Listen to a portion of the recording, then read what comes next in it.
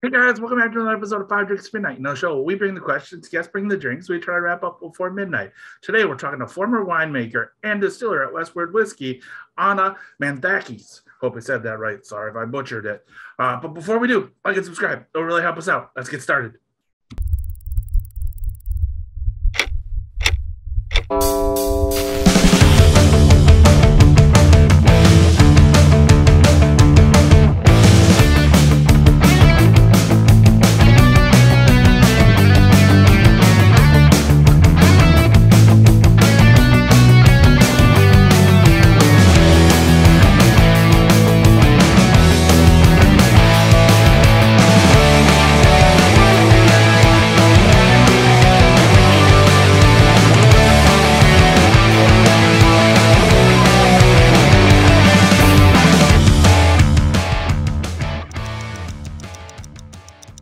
Anna, thank you so much for joining us. Five Drinks or Midnight. Five drinks, five questions. Midnight, whatever comes first.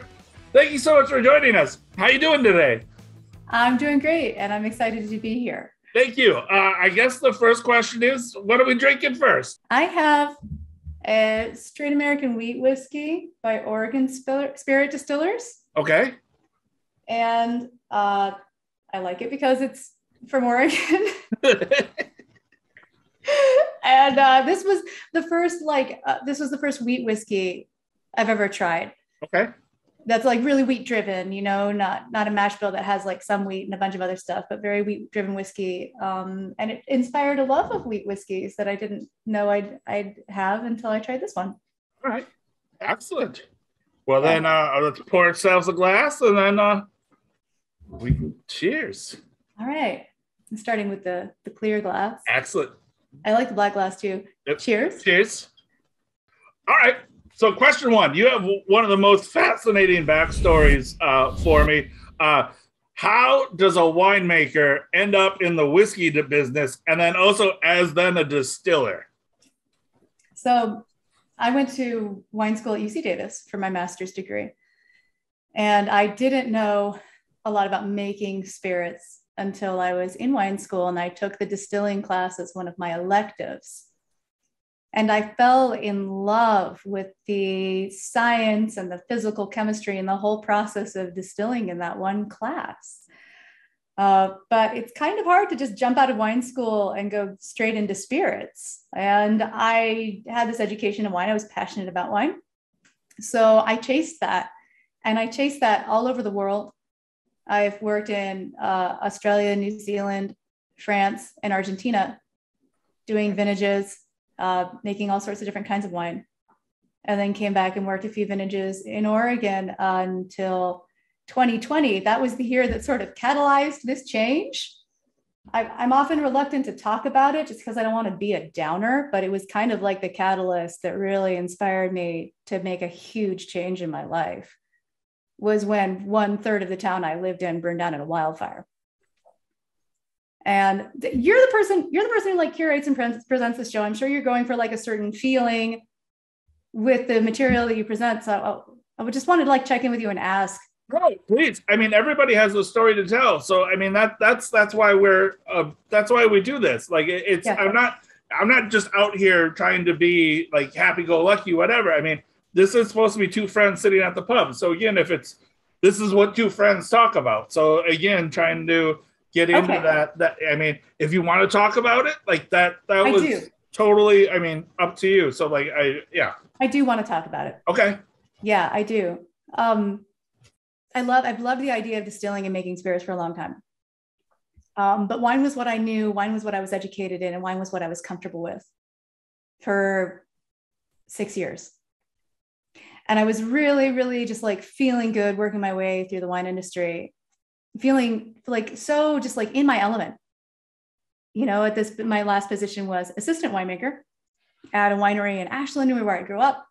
I got to be near my family. I got to be at this wonderful Pinot Noir Chardonnay winery making excellent wines in this location that couldn't be more beautiful in the mountains near Ashland, Oregon. And so that whole sort of pipe dream, it just lingered in the back of my mind. Like, gosh, one day I want to make spirits. I love whiskey so much. One day I want to make spirits, but that day's not today. And I think sometimes it takes a major disruption in your life to bring you out of that comfortable spot you found yourself in and make you reconsider what you're doing and ask yourself, do I really want to do this forever? Or is there something else that's calling me? And I haven't heeded the call because it would have meant making too many big changes that I wasn't ready for. And I think in the year 2020, we had so many big changes none of us were ready for. Yeah. That just happens to us. It just happens to us. And a lot of people like me had this experience of stopping and looking at their whole life and asking themselves, what do I really want?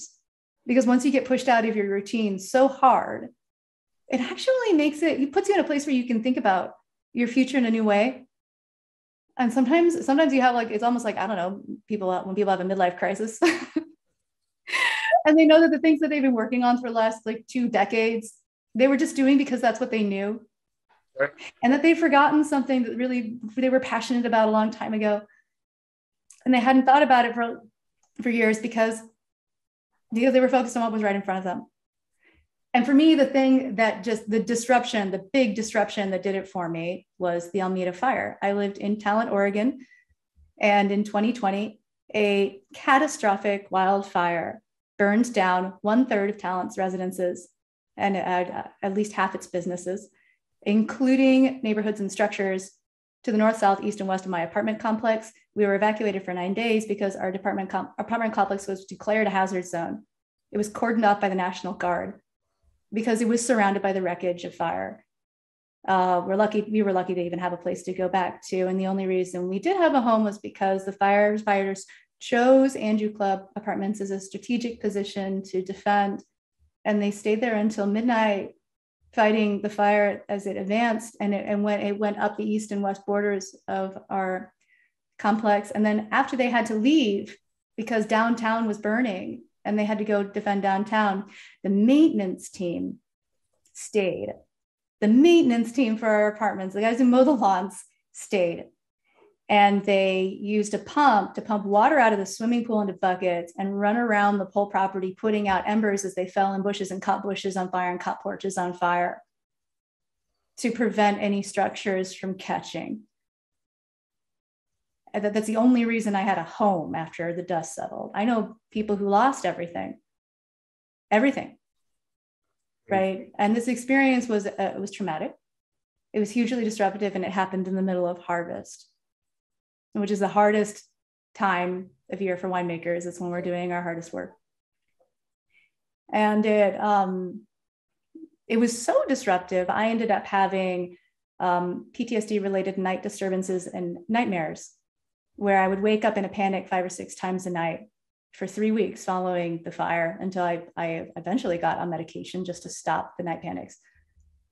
And that was what it took for me to stop and look around and think, what the hell has happened to the world around me? My God. Not only is there a global pandemic that everybody's talking about, for a minute there, I forgot. There was a global pandemic. I thought, wait, what is this? There's still this coronavirus thing? But also everything just went up in flames. And I felt like my life was unrecognizable compared to what it had been before. And I thought, what's my long game here? I really love my life and the work that I'm doing. I love being a winemaker, but there's things that I haven't thought about for a while because I was just, on this career path where I just took one foot in front of the other, just going along, doing my thing, traveling the world of wine. And I felt like time was moving at a different pace. In those moments, you kind of look back and you realize how much time has gone by since you graduated. And I thought, if there's any change that I want to make in my life, I better do it now, because otherwise I'm going to go to bed tonight and I'm going to wake up 10 years from now. And I'm going to think, where did the time go? And that's really where the inspiration came from. Also, I was just dreadfully tired. I was stressed out and I was having a rough time. Right. Well, and I thought this is the time for a change. If I want to change something in my life, if I want to do something else, I'm doing it now. I'm doing it now because the things that we have now could be gone tomorrow. The things that we have now that we love now could be gone tomorrow. And if you don't chase after your dreams right now, they could get away from you. I decided that thing was distilling whiskey. So I ended up finding a job at Westward Whiskey in Portland, where I've been for almost a year. I started in June of 2021, and it's going really well. And I'm learning everything there is to know about distilling. I'm going to take the exam for the general certificate in distilling on the 10th. That's coming up. And this is where it all begins, I guess. Thank you. Good luck on that. So we'll cheers to good luck on that one. So that's awesome. Thanks. Did you always know that from what the social stalking, research that we did, you worked with something with tracking down how bald eagles and golden eagles were related to each other, but then there was something also with wine. Did you always did you know that you always wanted to get into the winemaking business, or is that you went to school for that? So I was the undergraduate. Who changed her mind 6 times about what she wanted to do. I was pre-veterinary, and then I was pre-med, and then I was pre-biomedical science. I double majored in biology and biochemistry, and I had a minor in philosophy. I just wanted to know everything. Okay. I'm also an artist in my spare time. I love doing so many things. The bald and golden eagle research, that was my capstone project in biology. And I worked at the Wildlife Forensics Lab in Ashland, Oregon. It is the National Fish and Wildlife Forensics Lab, on a product to differentiate bald and golden eagles from blood and feather samples. Okay. Using genetic analysis. That was the sort of stuff I was into at the time because I love science so much. And as an artist who does a lot of visual art, and somebody who's also passionate about science because I have a hard science background, wine synthesized those two things. It brought those two things together into one discipline that's both scientific and aesthetic. And that's what I love about it. And that's also what I love about spirits. Again, if someone would have told me that you could go to school for, making booze and alcohol, I think I probably would have tried maybe a little bit harder in the science world and not just went to art school. So that's I'm terrible at math and I'm terrible at science. Hell, I can't even read or write real good, but I can color with the best of them. So that's great. Yeah. So, but yeah, that's good. Color is hard. Yeah. It really is hard. It took me a while to really nail down my colors in the artwork that I do. Is the drawing behind you? Is that yours? That's not mine. No, that's it's just something my sister has hanging on her wall. I wish I could hold something up to show you. I'm visiting my sister this weekend, so I'm not at my own house, but I have an Instagram. We do. We will flash that. Yeah. We will. And people are welcome to visit my Instagram. I do life drawings with ink, and I use colored pencils in some of my drawings. And I really like science fiction, and I love hiding out in coffee shops, spying on people and drawing them when they don't know it. Excellent. So then, too, you said that you're a year into Westward. How did that come about? I know that again from our stalking, you're very much a Oregon person. Is it just because you knew that was the where home was and that's where you wanted to work, or was it just luck of the draw? Or I wanted to stay in Oregon to be near my family. Okay, that was important to me. And Westward is making American single malt. And I really love single malt Scotch. Okay. It's a passionate love of mine is Scotch whiskeys, single malt Scotch whiskeys, right? And Westward was doing this fun thing that I hadn't really heard much about until I researched Westward, where they make their wash like a beer. They distill it like a single malt. They batch distill it. And then they age it a little more like a bourbon in virgin oak barrels. And they've helped define this exciting new category that's producing whiskeys I really love. Well, cool. And so I was excited to work for Westward when I heard about them. And it's a bonus that it's located in Oregon. I like Portland a lot. Well, I think that's, question 1 with 4 other sub questions. So, I mean, our train's leaving the station.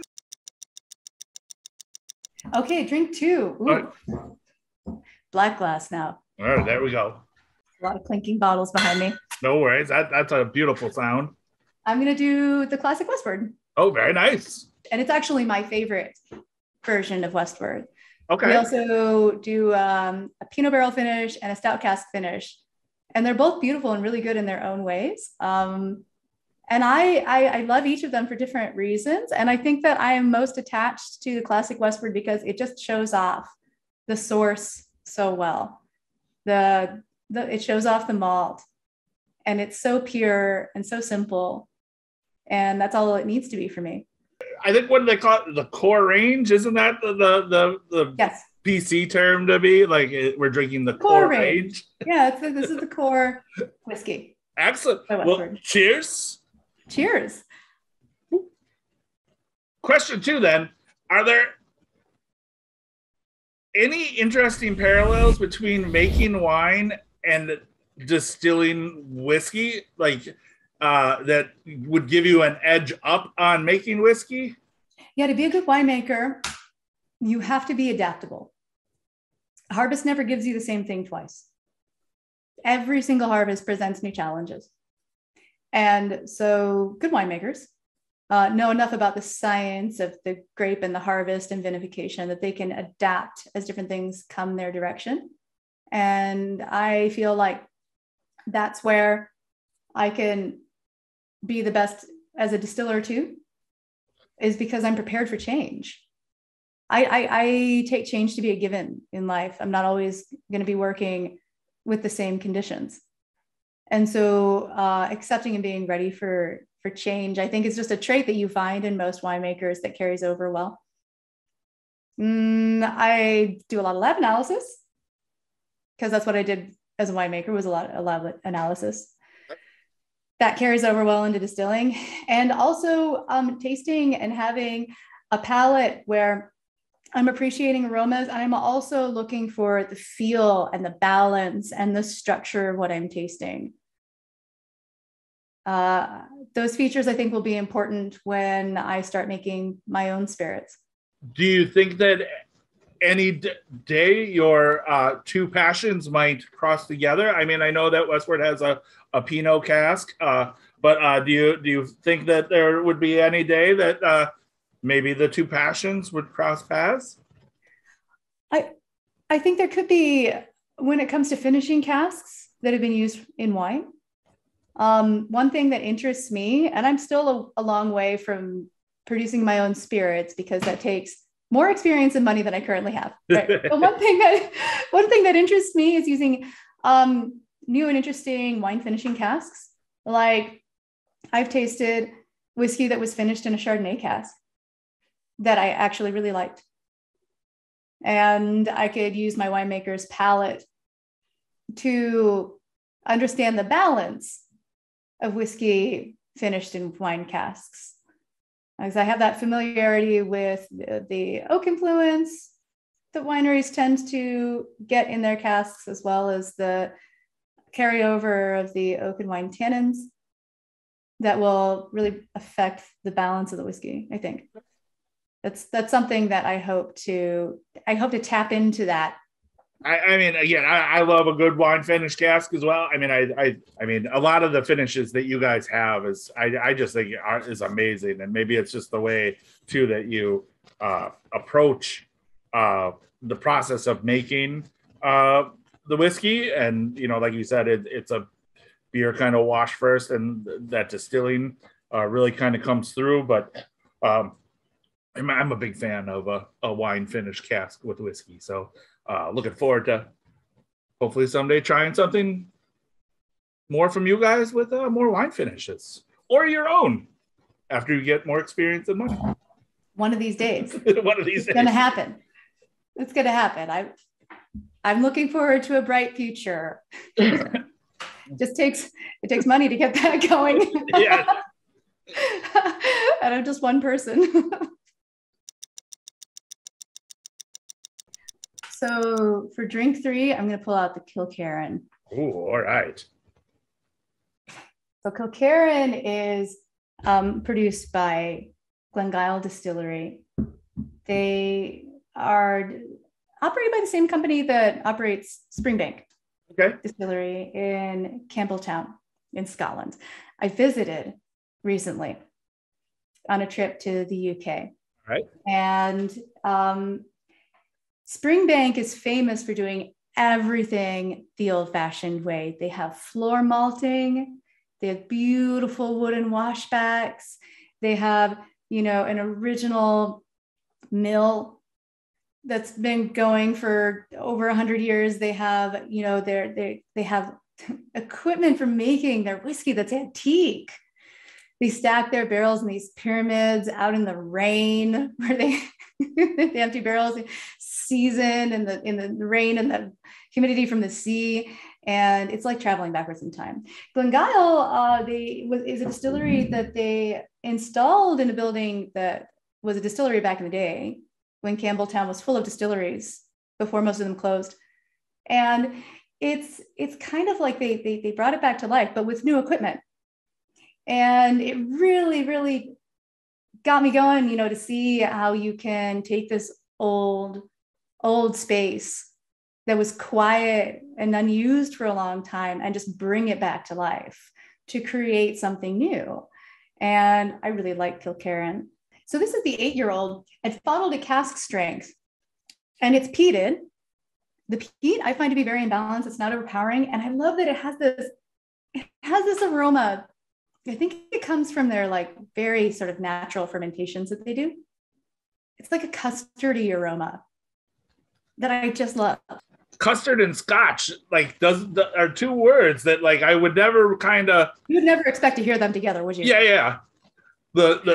And also I like that maybe it is a whiskey term, but I kind of like the word custardy aroma. That is a cool word, new made up word that I like that, the custardy aroma. That's yeah. But now that you say that, there's something custardy about it. And Springbank, Campbelltown is known for this heavier, almost oilier style because they don't have as much reflux in their stills as you see at the Scottish distilleries that have really, really tall swan necks, and they're going for high reflux, high purity, right? They keep a little more at this distillery in Springbank. Yeah. I think there's more reflux at Kilkerran than there is at Springbank, but it yields a rich spirit with so much weight. And this, it almost reminds me, another weird term, but tallow.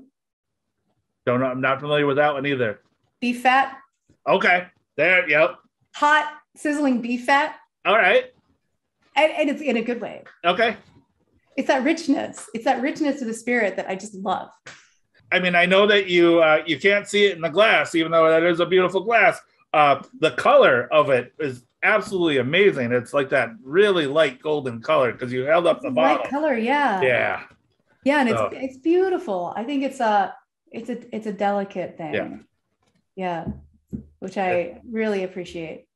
All right, so then on to question 3. We already did the origin. We did the hard-hitting question of the sciencey. Now we get into the real stuff. So question 3.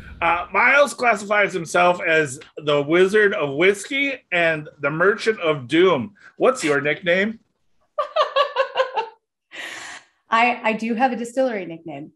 It was given to me by my coworker. Okay. My distillery nickname is Pinball Wizard. And the reason I have this distillery nickname is because every time I taste whiskey, I taste with my headphones on. I have a brain abnormality where sounds distort how things taste to me. So I use noise canceling headphones to kind of screen out all the background noise. And then I play different sounds to achieve different subtle distortions that aren't going to ruin what I'm tasting, so that I can kind of see the spirit from a few angles. And while I'm doing this, I am entirely in my own world. I don't notice anything happening around me. There could be a head-on forklift collision with a truck right behind me, and I would just be, like this. Yep, smell it away. And so my coworker told me that I remind him of that song by The Who about a kid who's deaf, dumb, and blind, but he sure is good at pinball. I ain't seen nothing like him in any amusement hall. That deaf, dumb, and blind kid sure plays a mean pinball. And he's the pinball wizard because he's standing there at the pinball machine, deaf, dumb, and blind. And kid doesn't know what's going on around him at all, but he's playing mad pinball. I don't mean to be laughing. That is so rude. Like this. I know. I love it. It's perfect. That is awesome. How does one get is it just one day you are gifted the nickname, like your normal nickname, or is there something that I started it because I like coming up with nicknames. Okay. People. I secretly come up with nicknames. Like I have these nicknames in my mind for all the people I work with. And then sometimes I'll tell them like, hey, I have a nickname for you. You didn't know. You didn't know because I never said anything, but I do. And so I revealed this. And then my coworker, of course, needed to come up with a nickname for me. And I think you found the perfect one. All right. Yeah. Do you feel comfortable telling us the nickname you have for Miles? Nope. All right. Off the record? Yes, I mean, I would love to know off the record. I want to tell you off the record. Actually, I discussed this with my coworkers, and my nickname, the one I really prefer for Miles, is Starman from the David Bowie song. All right. And the one that goes, there's a starman waiting in the sky. He'd like to come and meet us, but he thinks he'll blow our minds. There's a starman. That one. And if you don't think that's offensive, then you can go ahead and put it in. No, I mean, I don't. I don't want to get you in trouble, but Miles seems like he has a good sense of humor, so I don't think. Now, I got to meet him once. It was very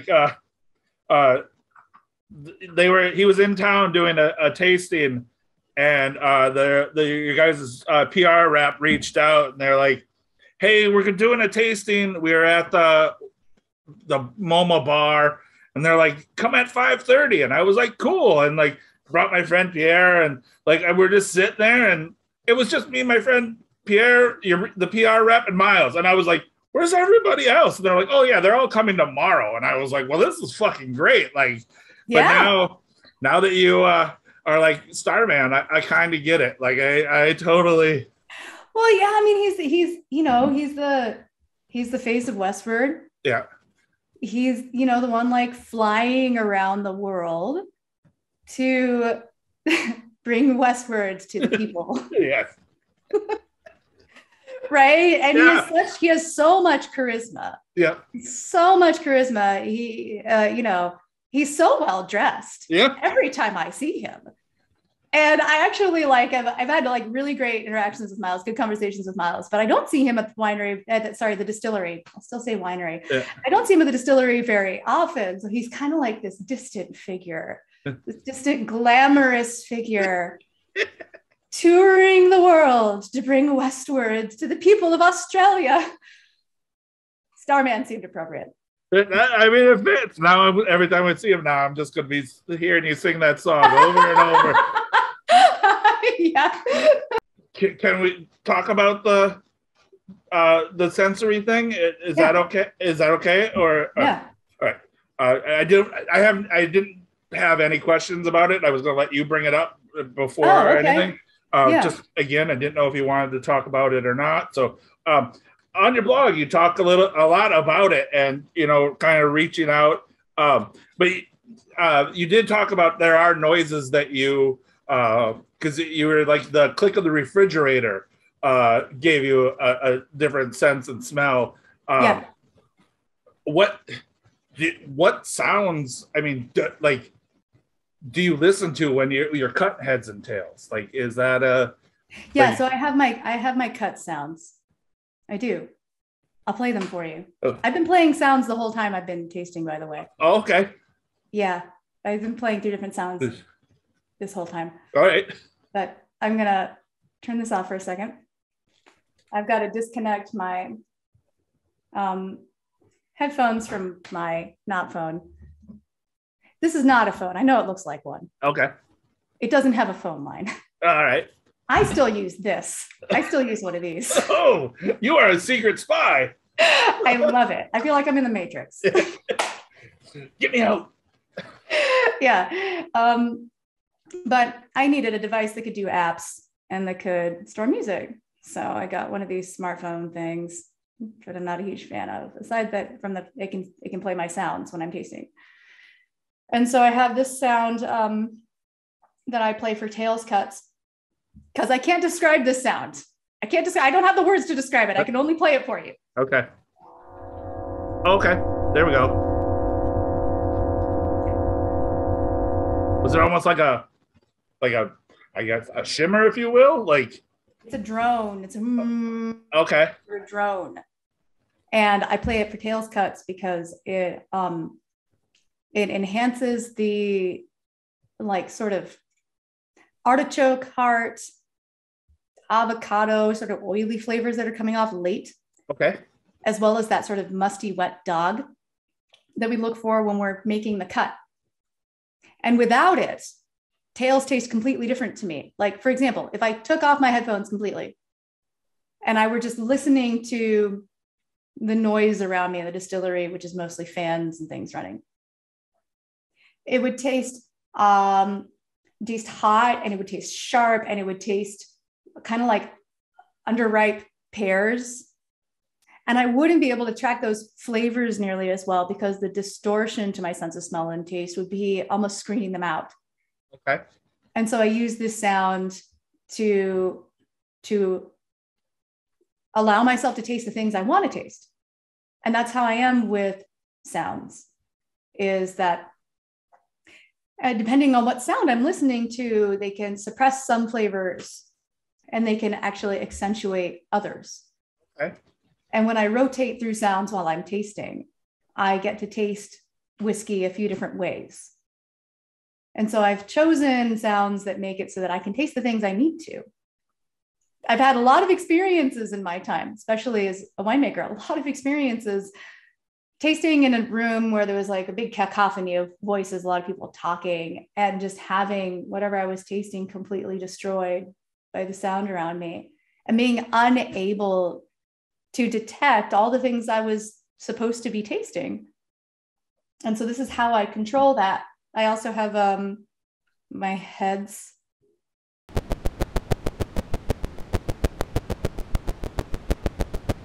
Okay. Sound like a almost like a moth wing or something. Yeah. Or like a bird. Yeah, like something flapping. Yeah. Yeah. Like, yep, I know. And that's for your hearts, you said? I use that, I use that one like cutting heads. Okay. I would use that when cutting heads on the gin distillations while we were still doing aviation. Okay. Because what was it? Oh no, I was used that for the tails cuts on aviation. Good. I did use it for the tails cuts on aviation because it enhanced the juniper. Okay. And juniper gets really strong in the tails. And so I'd want to cut it before it got like so intense and overpowering that it started to taste bitter. Okay. And that sound was my sound for that. All right. Yeah. And please forgive me, I don't know. Does it work in reverse as well? Like if you taste something, does it do you imagine a sound? Or like, is there something? No, so that's the weird thing that makes me different from other people with synesthesia. Okay. Is that sounds don't give me spontaneous flavors. For most people with olfactory auditory synesthesia, they hear a sound, they taste a thing. Okay. It's spontaneous. It's not that way for me. Sounds simply distort what I am tasting. Okay. It makes me a bit of a weirdo. And those are not my words. Those are the words that scientists who study synesthesia have used for me. I'm a bit of a weirdo. When it comes to linked senses, I have other traits that qualify as classic synesthesia. And so in the synesthesia community, I'm connected with the synesthesia community. I do sort of online gatherings with the International Association of Synesthetes, Artists, and Scientists, the IASAs. And in that community, I'm essentially accepted as having synesthesia. But this particular trait is a little different because it's more of a distortion than a spontaneous experience. But I have other things that qualify as like your classic synesthesia, stuff that most people don't think about, like very mild grapheme color, where letters and numbers have colors, and spatial sequence synesthesia, where like my calendar in my head, when I imagine like the year calendar, I have this whole like circle for it. The months like have different lengths around like that, the different positions, and it's this whole like visual like construct in my head. Those things are documented forms of synesthesia. They tend to occur in people who have blended senses. Okay. Because the research shows that synesthesia isn't for a lot of people who have it, it's not just one interaction. It's this whole brain profile that makes it so that your senses kind of talk to each other on a lot of different levels. And so people will have many different types at once. Okay. I hope I'm not rambling. No, not at all.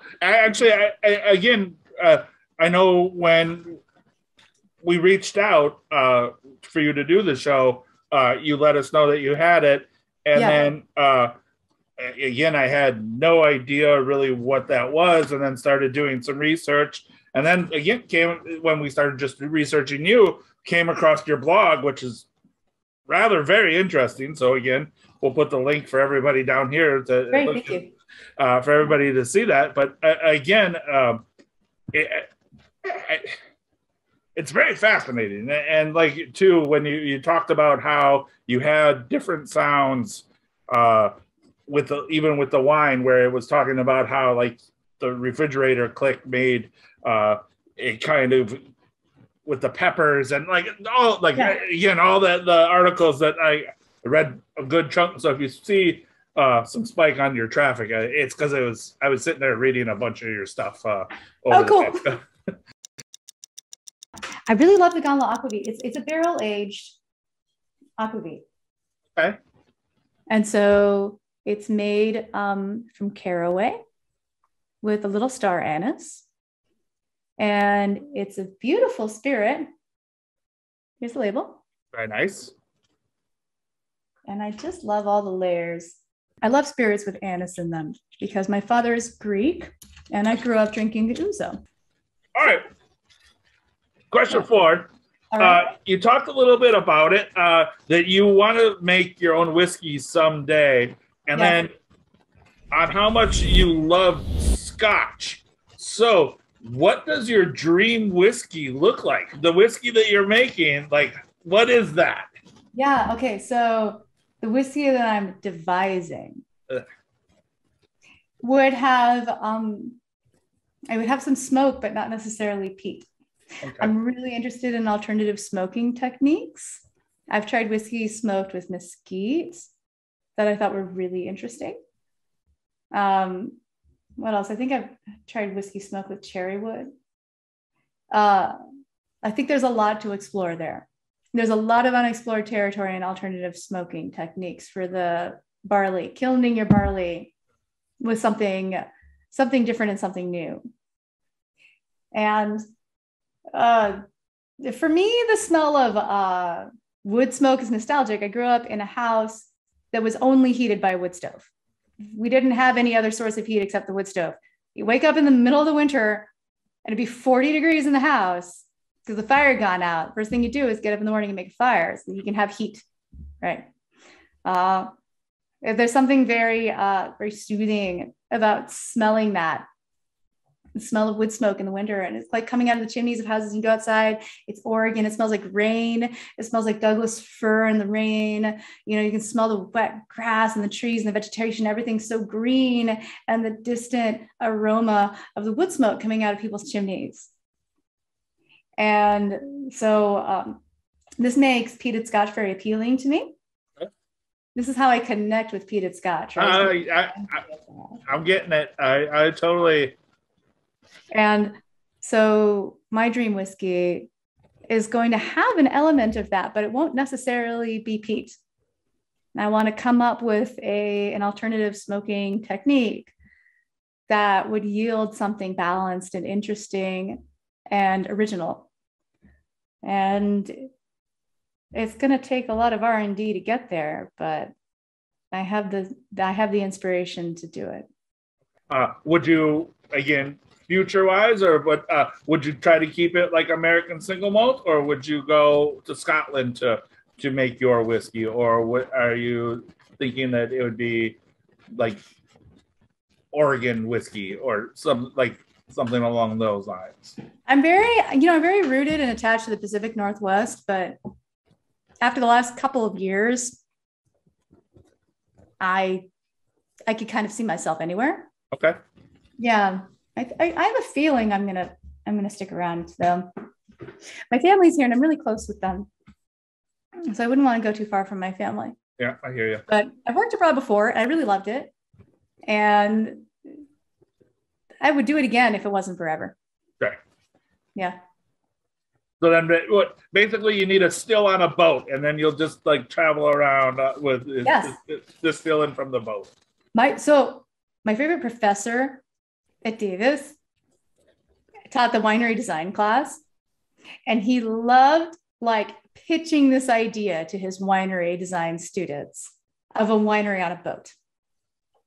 Put a winery on a boat, and then you just like travel up and down the coastline of a country with a lot of coastal grape growing regions. Yeah. And everywhere you go, you could bring in some bins, like some picking bins from a different region. You make all these different kinds of wines that way with a winery on a boat. I think it's brilliant. I think so. I would love to do that with whiskey. I think that's amazing. Like, I think that'd be so cool. That'd be great. Yeah. You can just travel around just like picking up material everywhere you go. And then you could have boat parties. You could have, yacht parties. Yeah. Invite people onto the boat and throw a party and serve your spirits. Yeah. I think that's the dream right there. I mean, I'm right there with you. I think that is fucking awesome. Like, I would love, like, I think that, because, like, too, like Jefferson's has done a sea aged and like all that stuff, but I think it'd be like really fucking cool to be like, fuck aging it. Let's make it actually at sea. Like, that would be like, just to see how, and again, if, the boat burns down, at least, you're in water. So like, you just gotta have to have another like. If anything catches on fire, you just run to the edge and you jump out and you swim some distance. Yeah. And you'll be fine. Yeah. Like the Mississippi paddle boats or the like, I think now they're all like used for like casinos, but yeah, just like jump off and then swim to the shore and you're good. So yeah, I think that would be awesome. I think that. Yeah, jump off, swim to the shore. People will probably be standing there watching the fireworks and you'd be like, I don't know anything about that. Yeah. Wow, what is that? What happened? What happened? Do you guys know whose boat that is? I don't know anything. I don't know. I'm just all wet. Yeah. I tried to get out there to save them, but then I realized I couldn't swim, so that's right. I came back. I'm a hero. I'm a hero. And now I'm just gonna go on my way. Bye. Have a good day, guys. See you guys later. Slap open the flip phone and be like, dude, I gotta get out of here quick. That's right. Be like, pull me out. Yeah. They found us. Yeah. On to our fifth and final drink. Okay. Fifth drink. I've been excited for this one. Okay. I've been excited for all of this one, but now that we're at the fifth drink, but we've been building up to it all this time. This is from Stone Barn Brandy Works. Okay. Stone Barn is a teeny little distillery in Portland. And the distiller is a guy named Andy who knows everything about spirits and makes beautiful brandies. And this is a golden quince liqueur. And I love quince, I love quince because I grew up with them. There's some trees on the property. My mother used to make quince jam, right? And Andy made a quince liqueur, and it's beautiful. It's really beautiful. Also, according to the label, quince is what Paris gave to Aphrodite. Right. So educational, and we're learning new stuff every day. Yeah. Getting drunk and learning stuff. The best way to learn. It's beautiful. It's fruity. It's kind of juicy, but it's balanced because it has enough acidity to make it refreshing. And it's a really nice, like, little dessert sipper. Okay. Like, I'd have this after a meal. I'd share this with my family after a meal. That you can just kind of sit and you can slowly sip it and you can enjoy every little sip because it's got the intensity where you're not just drinking it down. You know, it's got plenty of intensity to it. And it's also just got like a lot of interest in layers. I've had a little bit of alcohol. That's what happens on the show. So that's the best part. Like, all right. So question 5, last drink of the night, last question of the night, comes down to the flip of the Whiskey Wednesday coin. You can flip it, you can spin it, you can do whatever you want, but the coin will tell us the answer. So is it true the real reason why you wear headphones is that you block out your coworkers because they give you weird nicknames like Pinball Wizard? Okay, so do I have to answer this question by flipping the coin? Yes, the coin will give you the answer. The coin will give me the answer. Yeah, so you can go ahead and just flip it and we're ready to go. The answer is fuck yeah. Fuck yeah. She's like, I don't want to deal with you guys. You guys call me Pinball Wizard.